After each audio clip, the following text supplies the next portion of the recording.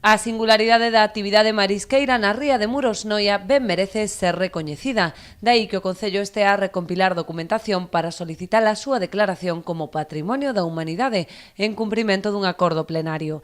Someteuse a consideración do Pleno un acordo para a declaración de Patrimonio da Humanidade do que é a ría de Muros Noia e da actividade marisqueira e da singularidade desas actividades que se desenvolven na nosa ría, porque para que poda presentarse unha candidatura con opcións serias é necesario aportar unha xustificación. Hai que ter en conta que aí compiten proxectos con interese acreditado.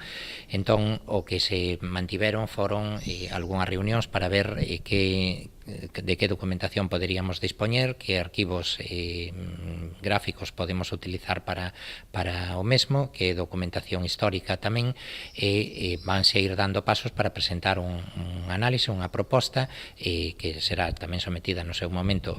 É un traballo que require o seu tempo. Varelo mantívose xa algunha conversa ca propia Consellería do Mar.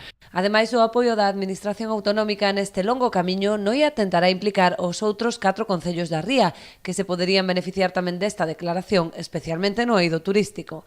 Posiblemente sexa necesaria tamén a aportación de outros concellos, porque se plantexan non como un proxecto exclusivo do Concello de Noia, sino de todos os que integran a ría de Muros Noia, e tendo en conta que temos elementos comuns, como pode ser a propia rede Ría de Muros Noia e o propio seu destino, que está levando a cabo determinadas iniciativas de forma conxunta neses 5 concellos.